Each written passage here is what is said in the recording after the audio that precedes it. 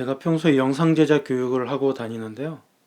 영상 교육을 하다 보면 많은 질문들이 들어오는데 그 중에서 영상 기술 관련 질문이 참 많이 들어와요. 그래서 오늘은 많은 질문을 받았던 내용 중에 몇 가지만 추려서 여러분에게 설명해 드리려고 합니다.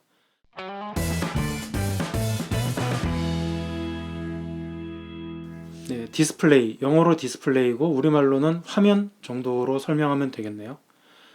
주변에서 쓰는 화면은 텔레비전, 컴퓨터 모니터, 그리고 휴대폰 같은 스마트 기기, 그리고 극장이나 홈시어터에서 보는 프로젝터, 뭐 그런 것들이 있겠죠. 이런 디스플레이를 이해하는 데 필요한 몇 가지 기술 교육에 대해서 설명해 드릴게요. 첫 번째는 CRT입니다. 예전에 브라운관이라고 불렀죠. 주로 텔레비전이 이 CRT로 만들어졌는데요. 기술적인 건 너무 어려우니까 건너뛰기로 하고요. 그냥 배불뚝이, 텔레비전은 CRT다. 그래서 뭐 옛날 모니터, 옛날 텔레비전은 다 이 CRT 방식으로 만들어졌죠. 요즘에는 거의 볼 수 없게 됐죠. 두 번째는 평판 디스플레이입니다. 근데 이렇게 하나로 묶기에는 너무 다양해요. 그럼에도 불구하고 앞에 있는 배불뚝이 텔레비전, CRT와는 다르다는 의미에서 평판 디스플레이를 하나로 묶어봤습니다. 예전에는 보통 액정이라고 부르기도 했고 LCD라고 부르기도 했죠. 그리고 그 이후에 나온 기술이 적용돼서 LED 디스플레이, PDP 이런 게 나오고 그 이후에는 OLED, 아몰레드, OLED TV 이런 게 나왔는데요. 가장 큰 차이는 얇다는 거죠. 예전에 브라운관 TV는 두께가 이렇게 사람 몸통만 할 정도로 뚱뚱했는데 요즘 나오는 텔레비전이나 모니터 보면 이렇게 얇죠. 요즘 텔레비전이나 모니터가 얇아질 수 있었던 이유는 앞에서 설명해드렸던 LCD, LED 뭐 그런 것들이 발전해서 그런데 기술적으로 차이가 있지만 LCD는 간단하게 좀 옛날 방식이에요. 계산기에서 쓰던 것도 LCD고요. 모니터에서 쓰던 것도 LCD고 휴대폰이나 노트북 컴퓨터에 들어가는 것도 LCD 화면이에요. 근데 가장 큰 차이는 LCD 모니터는 그 자체로는 정보를 갖고 있는 막이 있고 그거를 보기 위해선 뒤에서 어떤 조명을 밝혀줘야 돼요. 그 조명 때문에 두껍기도 하고 또 밝기가 균일하지 않기 때문에 화질이 떨어져 보이는 문제도 있었지만 예전에는 그냥 평평한 모니터다, 평평한 텔레비전이다 하면 LCD 디스플레이라고 불러도 됐죠. 그런데 이거의 단점은 그렇게 밝지 않고요.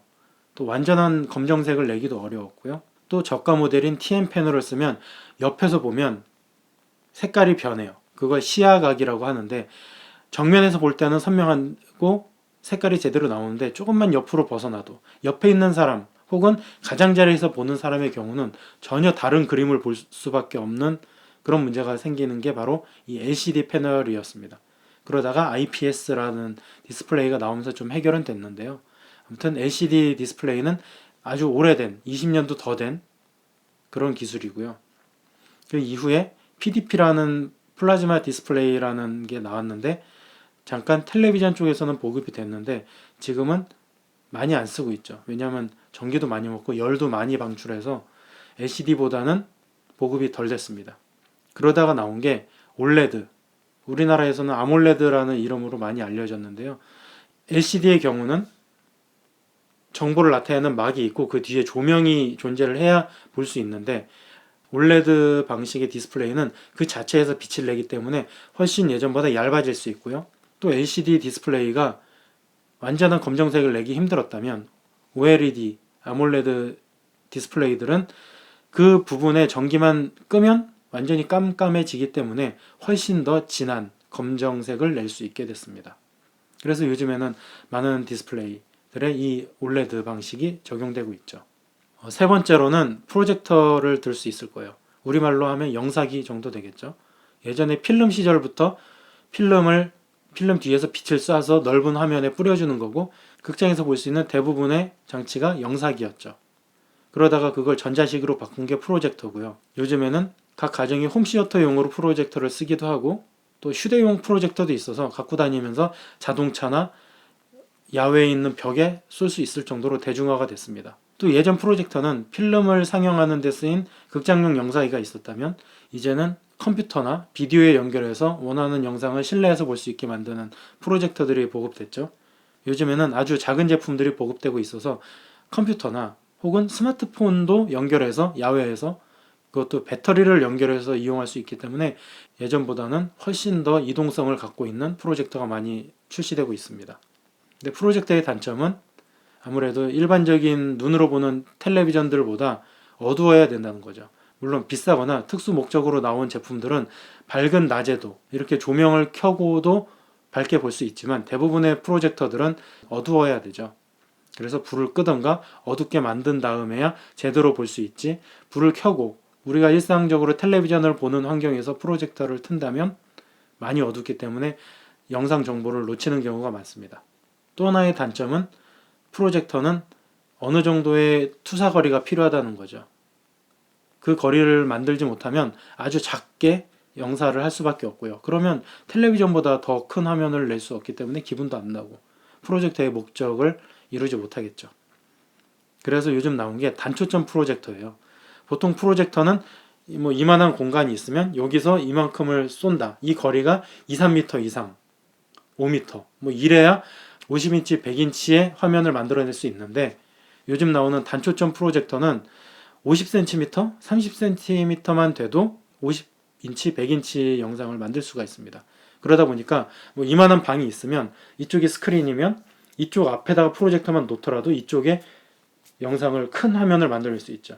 예전 프로젝터는 여기서 이만큼의 몇 미터 이상의 길이가 필요했다면 단초점 프로젝터는 이만큼의 거리만 있으면 되니까 작은 방에서도 혹은 공간이 넓더라도 사람이 오가야 되는 상황에서 그림자가 생기지 않으면서도 영상을 만들어낼 수 있다는 장점이 있죠. 하지만 아직은 나온 지 얼마 되지 않아서 비쌉니다. 네 번째로는 전자종이를 꼽아볼게요. 이거는 앞에서 말했던 CRT, 평판 디스플레이 혹은 프로젝터와는 성격이 다른데 왜 그러냐면 주로 이 전자종이는 전자책에서 쓰여요. 그 전자책에 들어가는 화면이 이 전자종이입니다. 뭐가 다르냐? 보통 우리가 쓰는 스마트폰이나 스마트 패드 같은 걸로도 책은 읽을 수 있죠. 갖고 다니면서 책 무게만큼 혹은 책보다 가벼우니까 쉽게 책이나 기사를 읽을 수 있는데 단점은 전기가 많이 소모돼요. 빛을 쏴주기 때문에 전기가 필요한데요. 사람은 그렇게 빛이 나오는, 빛이 눈으로 직접 오는 디스플레이를 보면 금방 눈이 피로해집니다. 당연하게도 예전에 종이책 볼 때보다 눈이 훨씬 피곤하기 때문에 오래 보지도 못하고 눈도 아프겠죠. 그래서 나온 게 이 전자종이입니다. 전자종이에 쓰는 이 잉크 기술은 다른 방식이에요. 화면에 정보, 글씨나 영상을 보여줄 때 계속 불을 켜서 보여주는 게 아니라 글씨 입자를 만드는 물질이 한번 화면에 입혀진 이후에는 더 이상 전기를 필요하지 않아요. 그러니까 배터리도 더 오래 갈 수 있고요. 또 그 자체는 빛을 필요로 하지 않아요. 그냥 일반 주변에 있는 빛을 반사시켜서 우리 눈에 영상이나 글자를 보여주기 때문에 눈이 필요하지 않고 그냥 일반적인 책장, 종이책을 읽는 것 같은 느낌을 줘요. 단점은 어두운 데서는 못 보죠.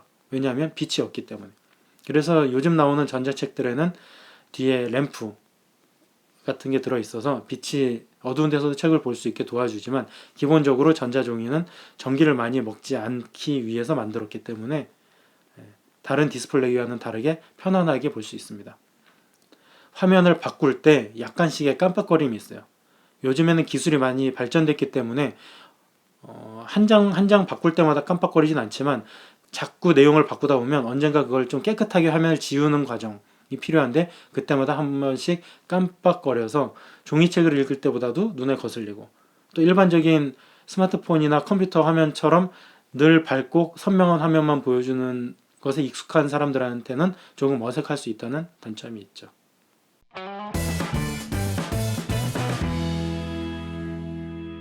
해상도가 뭐냐? 말이 어려운데요. 간단하게 말하면 좁은 공간, 단위 면적에 얼마나 많은 칸이 나눠져 있는가를 말합니다.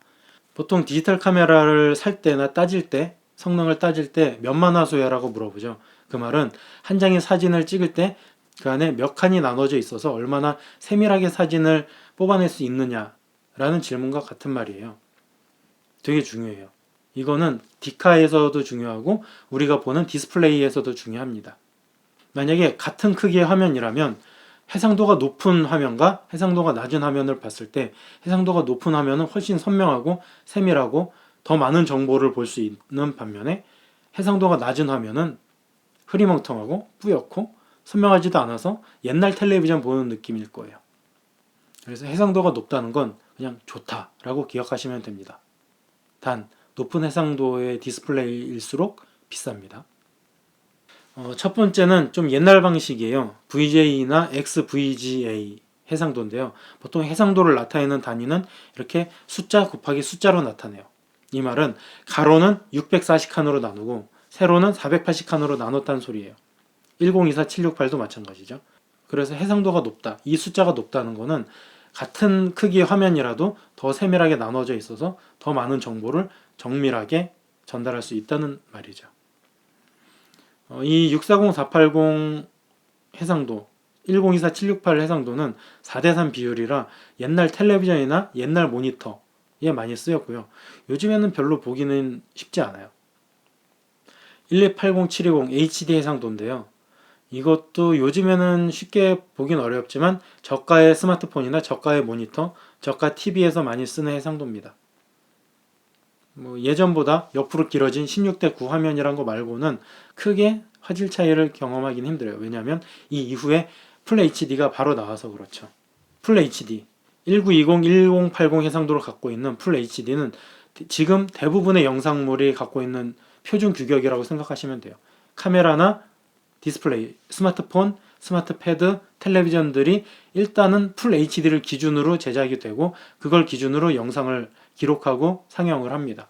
이거보다 부족하면 화질이 안 좋네 라는 의미가 될 수도 있고요. 이것보다 높으면 이거는 일반인 대상보다는 좀 더 나은 수준이네 라고 판단을 하셔도 됩니다.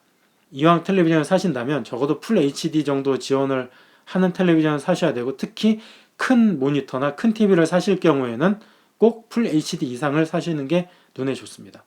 그리고 요즘에 많이 언론에서 나오는 UHD라는 게 있습니다. 3840, 2160의 해상도를 갖는데요.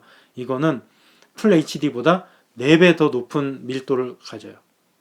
그러니까 같은 크기라고 하면 4배 더 촘촘한 화면이 될 수 있고요. 같은 해상도라고 하면은 더 큰 화면으로 모니터나 TV를 키워도 선명하다는 말이죠. 당연히 좋죠.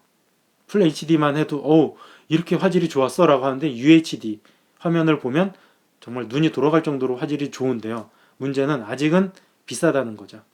그리고 보급되기 위해서 여러 가지 노력을 하고 있지만 아직 단점이 많은 게, 일단 UHD로 기록할 수 있는 카메라도 많지 않고요. 또 집에 UHD TV를 갖고 있는 사람이 우리나라에서 몇 %도 안 됩니다. 그 말은 대부분 FHD나 HD 텔레비전을 보고 있다는 거예요. 아직까지도 어떤 식당 같은 데 가면은 옛날 텔레비전, 옛날 배불뚝이 CRT 텔레비전을 쓰고 있잖아요. 언제 UHD 텔레비전이 보급될까요? 제조사들이 열심히 노력은 하고 있지만 아직까지는 사람들이 그렇게 필요성을 못 느껴서 그런지 보급이 잘 안 되고 있는 실정인데, 카메라와 이 디스플레이만 보급된다면 예전에 FHD 방식보다 부족한 애들은 금방 사라질 것 같은데 기다려 봐야죠. 그리고 혹시 영화에 관심 있는 분들은 2K나 4K라는 말을 들어보셨을 거예요. 이 말은 FHD나 UHD랑 비슷한 말인데요. 영화에서 쓰는 해상도 규격을 말해요. 그래서 예전에 필름은 화질이 되게 좋았거든요. 근데 디지털 장비로 오면서 그 필름의 해상도를 흉내내기 위해서 노력을 했는데, 예전에는 2K, 그러니까 2048 곱하기 1080 해상도만 겨우겨우 만들어냈다면 요즘 디지털 카메라들은 4096 곱하기 2160이라는 해상도를 지원하기도 합니다. 물론 이걸로도 예전에 35mm 필름, 극장용 영화 만드는 그 필름 해상도에는 못 미치지만 그래도 어느 정도 디스플레이에서는 사람의 눈으로는 구분하지 못하는 정도가 4K 정도면 된다 라고 해서 지금은 극장용 카메라와 극장용 프로젝터는 적어도 4K는 지원해야 된다라는 게 공감대를 형성하고 있습니다. 이미 6K, 8K 장비도 나와 있고요. 그런 프로젝터도 보급된다면 극장에서 더욱더 선명한 필름에 근접한 화질을 감상할 수 있겠죠. 다시 말하면 해상도는 단위 면적이 얼마나 많은 칸으로 나눠져서 영상 정보를 보여주는가를 말하는 단위고요. 해상도가 높다는 건 화질이 좋다라고 생각하셔도 됩니다. 그래서 앞으로 장비를 사실 때는 카메라든 디스플레이든 해상도가 높은 것을 사시는 게 좋고요. 녹화를 하거나 보여줄 때 적어도 FHD, 1920 곱하기 1080 해상도 이상을 지원하는 장비를 사는 걸 추천합니다.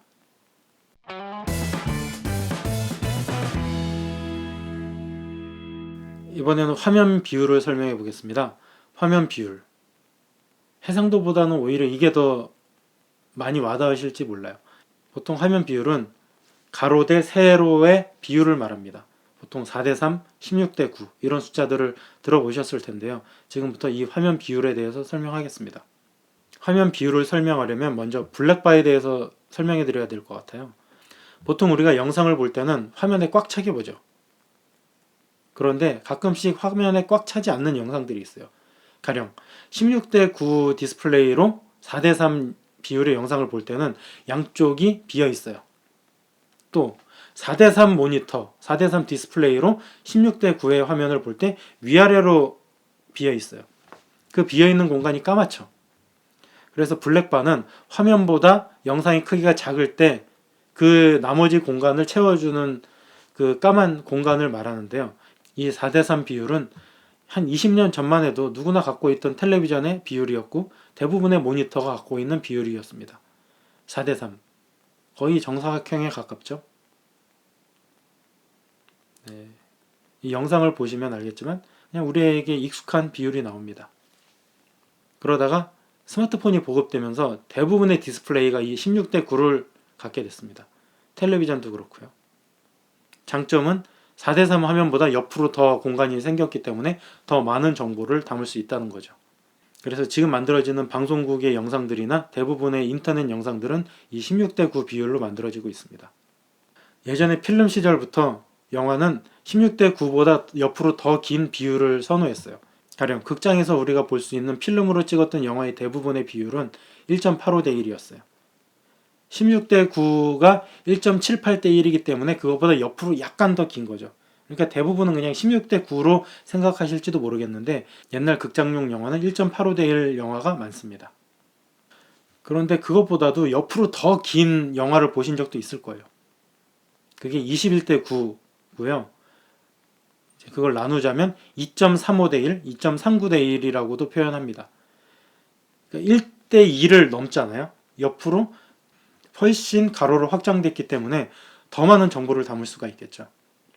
근데 그렇다고 해서 무작정 옆으로 긴 화면이 좋냐? 그건 아니에요. 왜냐하면 사람이나 건물같이 세로로 서 있는 피사체를 잡을 때는 4대3 화면이 좋을 수도 있어요. 4대3 화면 안에 사람이 서 있을 경우 안정적으로 잡을 수 있는데 16대9를 넘어서 1.85대 1이나 2.35대 1, 즉 21대9 화면으로 영상을 찍을 때 사람이 서 있으면 너무 많은 공간이 비어 있어요. 그러다 보면 이 공간을 어떻게 할 줄을 몰라요. 뭔가를 채워야 될 것 같기도 하고 이 사람이 중간에 어디에 서 있어야 될지도 고민이죠. 그래서 21대9 화면을 시네마스코프 비율이라고 부르면서 영화하는 사람들은 되게 좋아하는데 옆으로 넓어진 만큼 사용하기가 더 어렵다는 단점이 있습니다.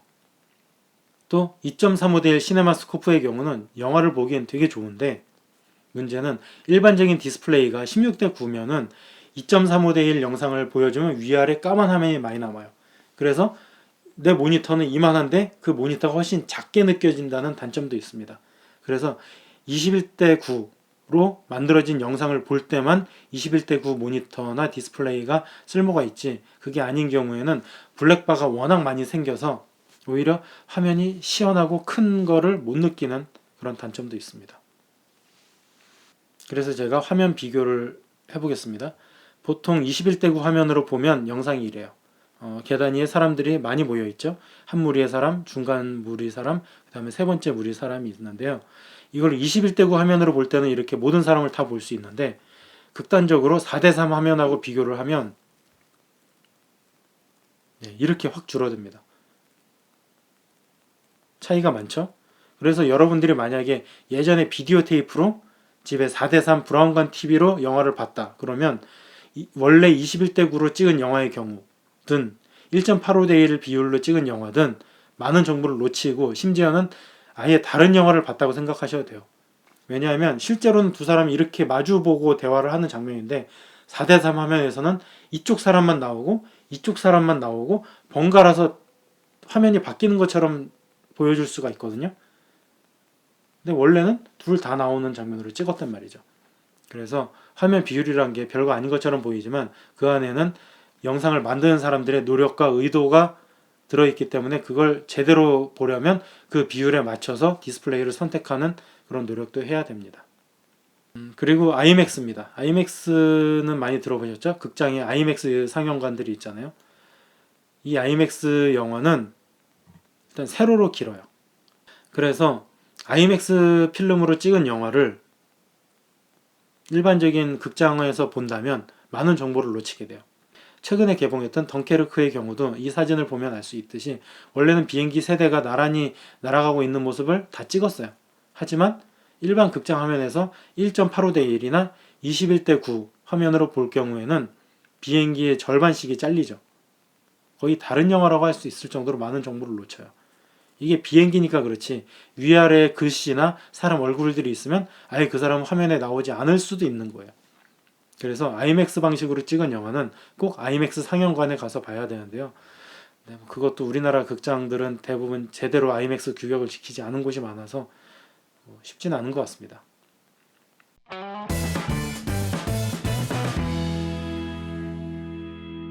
이상으로 영상을 제작하거나 감상할 때 필요한 몇 가지 기술에 대해서 설명해 드렸습니다. 어떠세요? 좀 어려웠나요? 그래도 이런 기술 몇 가지를 알고 있으면 앞으로 내가 어떤 장비를 살 때 아무것도 모르는 것보다는 훨씬 도움이 될 거고요. 또 이런 기술을 알므로 해서 이것과 유사한 좀 더 어려운 기술을 접근할 때도 도움이 될 거라고 생각합니다. 여러분들도 앞으로 물건을 살 때 그 뒤에는 설명서나 기술 규격 같은 걸 그냥 가볍게 넘기지 마시고 한 번쯤은 읽어보시고 모르면 인터넷에 검색해서 아, 내가 갖고 있는 장비가 이런 성능을 갖고 있구나 라는 걸 이해하시면 좋을 것 같습니다. 그럼 여기서 마치겠습니다. 고맙습니다.